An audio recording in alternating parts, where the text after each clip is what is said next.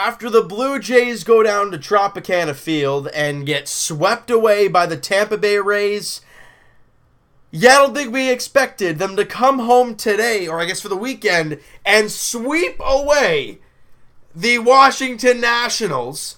I mean, my goodness. Father's Day weekend. Boy, did the Jays give the fathers, their fathers, and everybody going one heck of a ball game to watch. I was actually at the game, as I said in previous videos. It was a hot one. I actually met one of the subscribers, Tyler. He was down there. Met him after the game on the GO train. Great time talking to you, bud. And we saw one heck of a ball game as Sam Gaviglio was on the mound against Tanner Roark. And we needed a good start from Gaviglio because in his last few, he's really been shaky. You know, he really hadn't looked that good. You needed a good outing from him. And he had a great first inning. I mean, I think he struck out the side in the first. If not, I got a quick 1-2-3 inning, like 10 pitches or something like that. And it was great. We're like, all right, what a way to start the game. You go to the bottom of the first, Jays can't get anything going. We go to the top of the second, and a little duck snort hits, a bunch of garbage hits, and then Defoe singles to left field. Michael Taylors comes in to score, and that bottom half of the lineup really torched the Blue Jays today. But a big problem here as Defoe, a little bit later on in the inning, ends up on third base, and then Gaviglio balks. You don't see it often, but it happened. He balks. Defoe comes in to score, and it's 2-0 Nationals in the top of the second. We go to the bottom of the second. And what we saw in a previous at-bat, Russell Martin takes 2 strikes and then grounds out looking silly. Next batter, Randall Grichuk.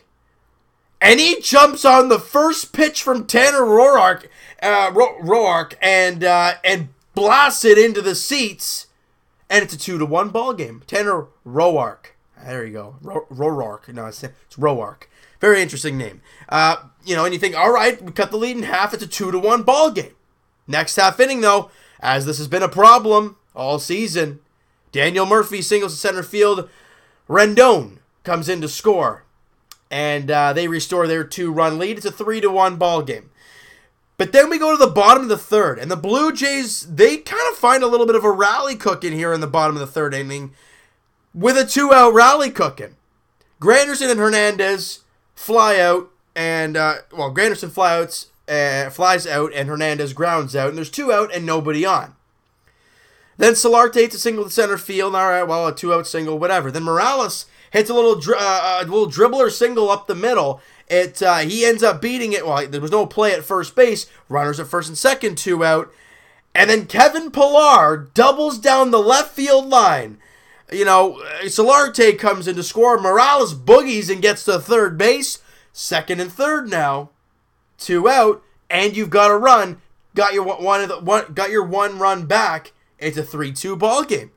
And then something that Russell Martin, guys, I know his average is very low, and he really hasn't hit a lot this season, but his on-base percentage is still over 300, even though his average is cooking around 160.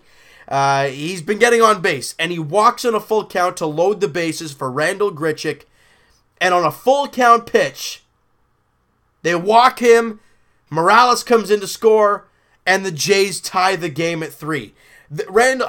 We'll get to it in a little bit, but Randall Grichuk had one heck of a ball game. It was terrific. We go to the bottom of the third. Jays cooking once again, trying to find some runs. Gaviglio threw out a 0 in the top of the fourth. Barely, but he did.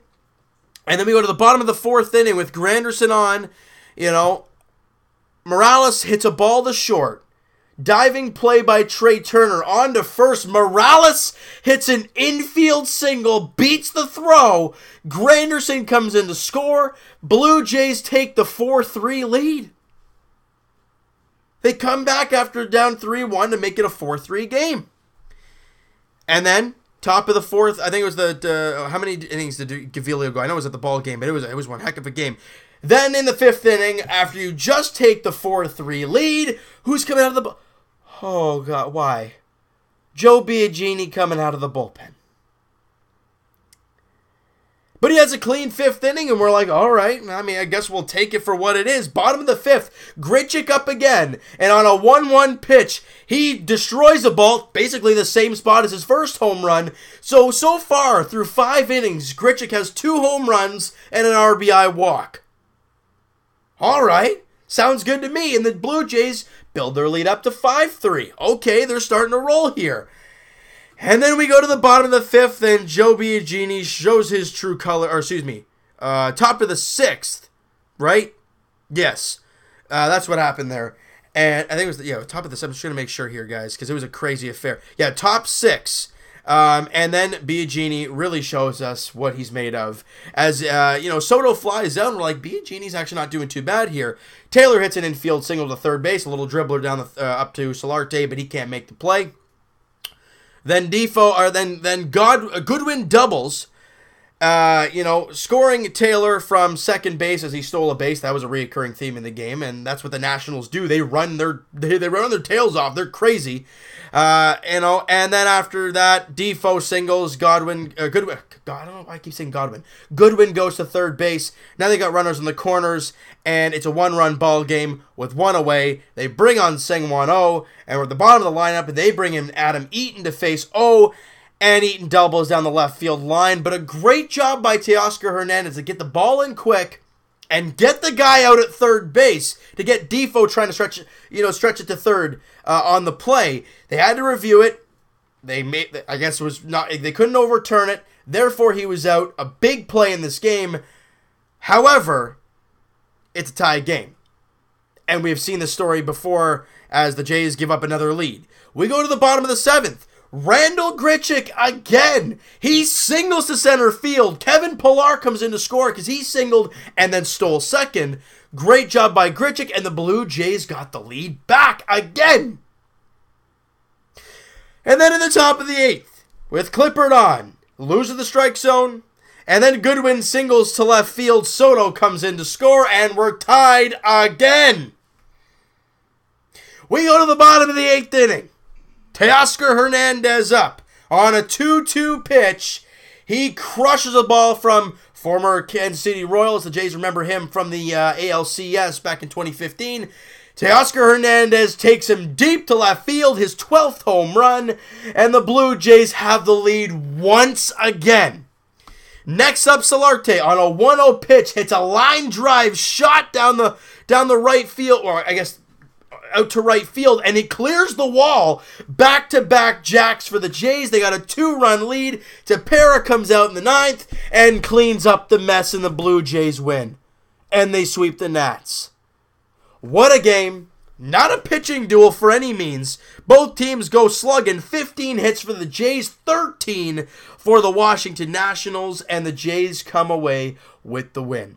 Guys, if you'd like to look at the Jays' last 10 games, they're 7-3, but it's been a very weird 7-3. You sweep a 4-gamer, you get swept in a 3-game, then you sweep a 3-game. It's all over the place, but I'm happy for these guys, and Randall Grichuk is my player of the game. 3 for 3 in this one with 2 home runs, 4 RBIs, came home twice, and walked once.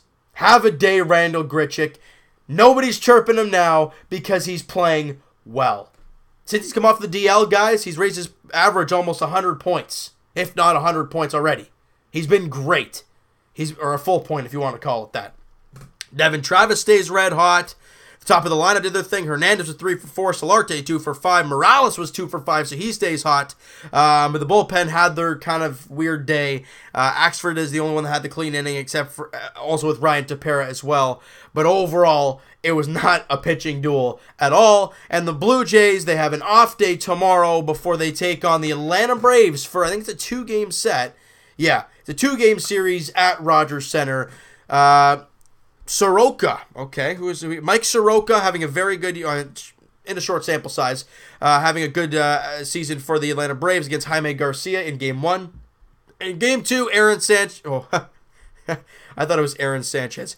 Anibal Sanchez, yeah, you're darn tootin'. He is on the Atlanta Braves now and having a great year there against J-Happ in the finale of the 2-game set before the Jays head out on the road to take on the Angels and the Astros.